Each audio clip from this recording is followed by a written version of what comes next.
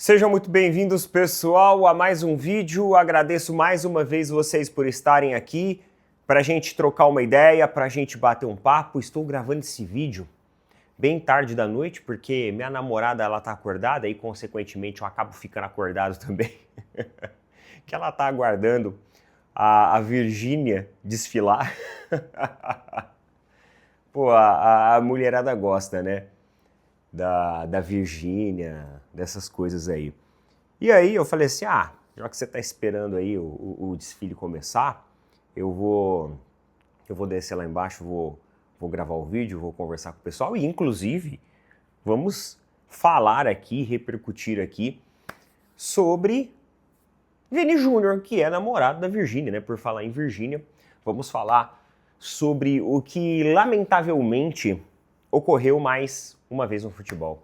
E é aquele negócio, né? Nem todo argentino, mas sempre um argentino. Roda essa vinheta aí e já vamos falar sobre isso.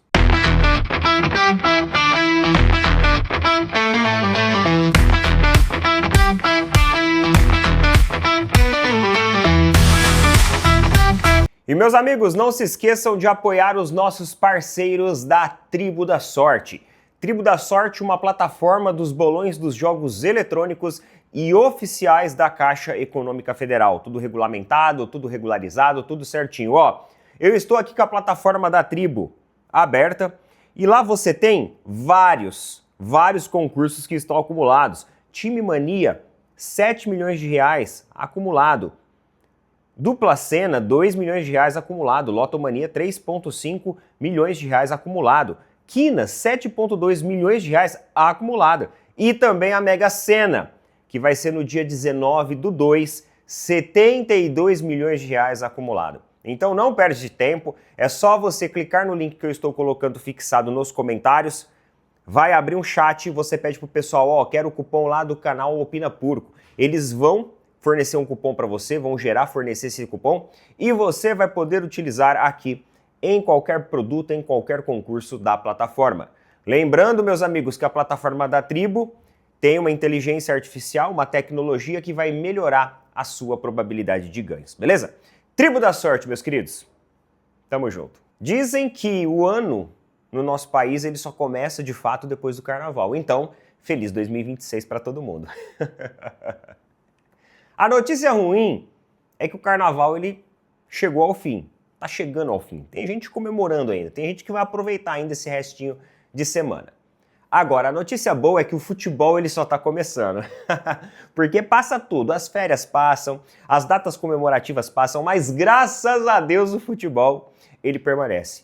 Só que lamentavelmente também, o nosso futebol ele vem sendo utilizado de forma covarde por pessoas preconceituosas.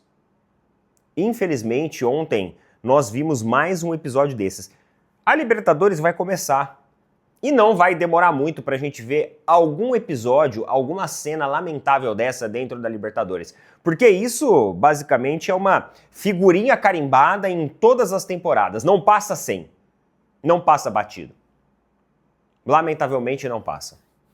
E muitas vezes, na grande maioria das vezes, vem da torcida, né? Da própria torcida. Mas dessa vez aconteceu no campo de futebol. O Vinícius Júnior, ao marcar um belíssimo gol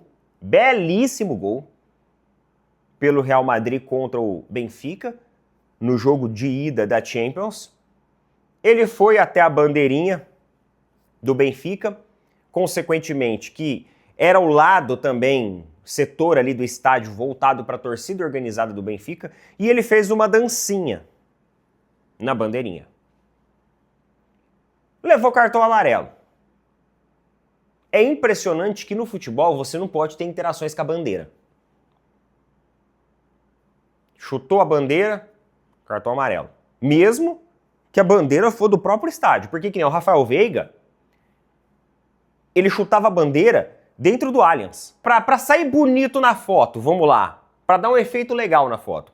Então, você interagir com a bandeira virou motivo de infração para cartão. O Vinícius Júnior nem rela na bandeira, ele só dança assim, próximo da bandeira. Cartão amarelo pela dança na bandeira. Tá. Aí já começa o anti-futebol, na minha opinião. Depois disso você tem uma discussão. O jogador, que é o argentino, o Cristiani, ele começa a discutir com o Vini Júnior. E logo depois das primeiras discussões ali, o Vini Júnior não dá muita moral pra ele, rebate ali ele com alguma coisa. Ele coloca a camisa na boca e fala mais coisas. E aí é nesse momento que o Vini Júnior vai lá e comunica ao árbitro. O árbitro já começa com o protocolo antirracismo. Protocolo antirracismo que não terminou em nada. Ah, o jogador colocou a camisa na boca, que provavelmente não vai virar nada, e só esquentou o jogo. Lamentavelmente, a Europa, ela tem tido muitos e muitos episódios como esse. Não só no futebol, mas fora dele também. No dia a dia de muitos turistas aí, eles registram acontecimentos desse tipo. Ah, Neto, tu tá querendo dizer que a Europa, ela é racista? Você tá querendo dizer que a Argentina é racista e aqui no Brasil é tudo lindo, maravilhoso? Não, não é isso que eu tô querendo dizer. Aqui no Brasil também tem muito. Só que é impressionante, cara. É impressionante como existem alguns países, assim, algumas nacionalidades que são meio figurinhas carimbadas. Isso tá começando a acontecer demais com a Argentina. Eu não quero generalizar, jamais eu vou generalizar. Então, lamentavelmente, a sensação que eu tenho é que tá longe de acabar. E, lamentavelmente, a sensação que eu tenho é que, ele cobriu a boca, não vai dar pra fazer nada. O Mbappé, ele concedeu uma entrevista, onde ele afirmou que várias e várias vezes ele escutou o jogador insultando o Vini Júnior. Que, inclusive, os jogadores do Real Madrid quase interromperam a partida. Sabe o que tem que acontecer? Próxima vez que isso acontecer, os jogadores, comissão técnica, tem que se retirar do campo. Só que do jeito que as pessoas, né, as confederações, elas são tão vigaristas que elas não punem de fato aquilo que tem que ser punido, elas preferem dar cartão amarelo para jogador que comemora próximo da bandeira do que realmente combater o que é um crime. Do jeito que elas são tão vigaristas, essas confederações, é capaz deles darem WO para a equipe que sair de campo em protesto, para a equipe que cruzar os braços em protesto, e classificar os covardes e vagabundos que fizeram isso ainda. Lamentavelmente, não existe uma punição exemplar. E isso não é só um problema da UEFA. Isso acontece na Conmebol também, todos os anos, com a torcida, velho. E nada acontece, mano. Ah, mas o Vinícius Júnior provocou. Ah, mas o Vinícius Júnior fala muito. Ah, mas ele gosta de provocar muito o adversário. Só que isso, pessoal, é do futebol. A dancinha, a zoeira, a brincadeira, ela é do futebol. Agora, quando você vai para algo preconceituoso, para algo que volta, né, os olhos ali pro que é um crime, aí é diferente. Aí é diferente. Inclusive, uma bela atitude do Mbappé, mostrando um caráter de liderança absurdo, assumindo ali um protagonismo de representatividade. Parabéns ao Mbappé. Parabéns, cara. O Mbappé realmente ontem foi assim, papel de líder nato, cara. Papel, sabe, muito maduro, muito consciente. Uma entrevista ali realmente, sabe, com calma, sem se exaltar, mas passando um recado, expondo mesmo, assumindo ali a responsabilidade de levar a mensagem para a Europa como um todo, de indignação, né, para o mundo como um todo, né, de indignação. Então, parabéns ao Mbappé. Cara, que atitude maravilhosa do Mbappé ontem. Show, show. Olha o que o jogador falou. Quero esclarecer que em nenhum momento direcionei insultos racistas ao jogador do Real Madrid, Vinícius Júnior, que infelizmente entendeu mal o que ele pensou ter ouvido. Nunca fui racista com ninguém e lamento as ameaças que recebi dos jogadores do Real Madrid. Disse aí o Cristiani. Ele falou que ele não disse nada demais, que o Vini Júnior interpretou mal. Mas peraí, o que ele disse que o Vini Júnior interpretou mal? Ô Cristiani, vem aqui. O que você disse exatamente que foi interpretado mal pelo Vini Júnior? Ó, eu disse tal coisa, mas eu acho que o atleta interpretou errado. Ou será que o que você falou não abre margem para uma ambiguidade, por uma dupla interpretação de forma proposital para tentar depois esconder o discurso de que não foi discriminação o que você disse. O que você disse exatamente, então? Acho que a pergunta que tem que ser feita é: o que você falou pro Vini Júnior? E esse jogador tinha que ser chamado para ser ouvido perante aí os tribunais esportivos. Será que isso vai acontecer? Ou será que vai virar apenas mais um caso isolado, né? É assim que eles gostam de tratar. Ah, é um caso isolado. É um caso isolado que a torcida inteira faz. É um caso isolado que acontece em todo jogo, em toda temporada. É sempre um caso isolado. Uma vergonha, na moral. Uma vergonha. O técnico Mourinho também falou sobre o assunto. E assim, Mourinho ainda falou, porque quando as coisas acontecem sempre com o Vinícius Júnior, quer dizer que alguma coisa não tá certo. Ele falou assim, o Mourinho. Ainda disse que, por que o Vinícius Júnior, quando não faz o gol, por que ele não comemora de uma forma normal? Como o Pelé comemorava. Aí ele começou a trazer algumas referências de jogadores, né? Dizendo que o Vinícius Júnior passou dos limites na comemoração. É proibido comemorar agora, Mourinho? Logo você, que gosta de comemorações efervescentes? Você é um cara que gosta de comemoração efervescente. Estranho, né? Agora não pode mais comemorar. Dançar na frente da bandeira agora, nossa. Pelo amor de Deus, né? Pelo amor de Deus. Bem, vitória do Real Madrid, 1-0. Vamos pro jogo de volta. E meus amigos, uma notícia muito legal aqui. Ontem no GE saiu o balanço financeiro agora, oficial e fechado do Palmeiras. Tinha-se ali um levantamento parcial que já era muito bom. E agora nós temos a atualização com os valores agora todos definidos. O Palmeiras teve uma arrecadação total de 1,7 bilhão de reais. Uma arrecadação monstruosa. Uma arrecadação que mostra... Lembra quando a gente trouxe aqui a entrevista do presidente do Flamengo, do Bapper, para o Diário AS? E ele falou que as equipes brasileiras elas tinham que ser fortes financeiramente, não só nas temporadas em que conquistam títulos, mas principalmente nas temporadas que às vezes os títulos eles não vêm, às vezes uma temporada ruim. E mesmo assim as equipes brasileiras tinham que estar saudáveis financeiramente, mesmo sem contar com os valores de premiação, que tinham que se tornar autossustentáveis até em momentos ruins.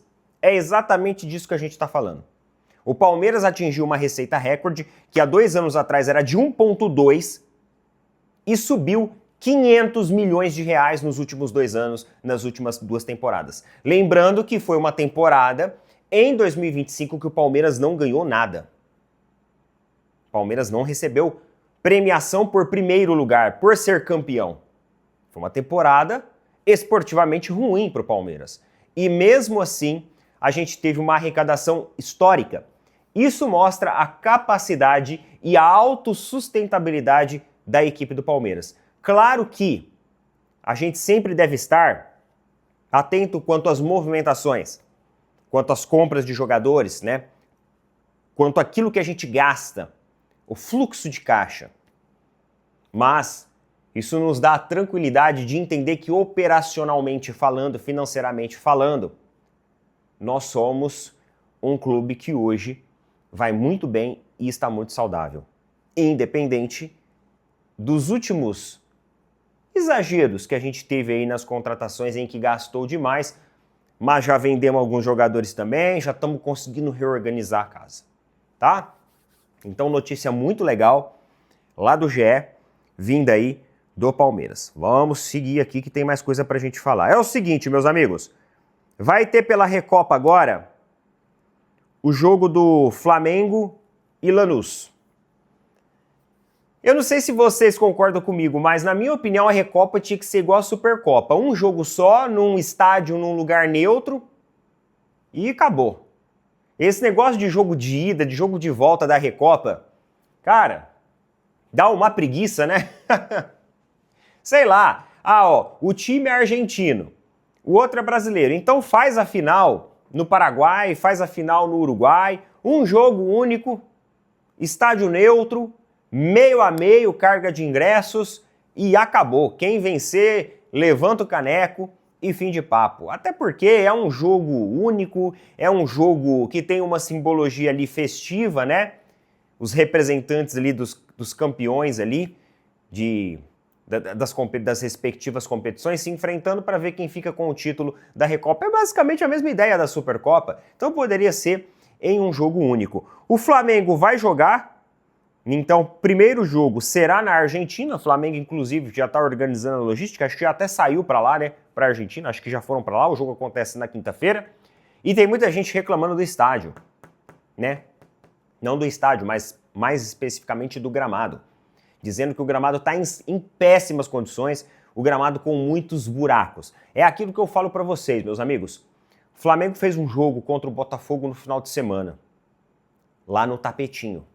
O estádio com gramado de plástico, igual o pessoal fala aí. Mas reparem bem, o jogo aconteceu de forma tranquila, de forma normal, não tinha ali um campo com buracos, as duas equipes, cada uma ali dentro da sua estratégia. O Flamengo acabou tendo ali um aproveitamento melhor, um domínio de bola melhor, conseguiu um resultado melhor e desclassificou o Botafogo dentro do Tapetinho. E ok, não teve nenhuma intercorrência ali de lesão nem nada.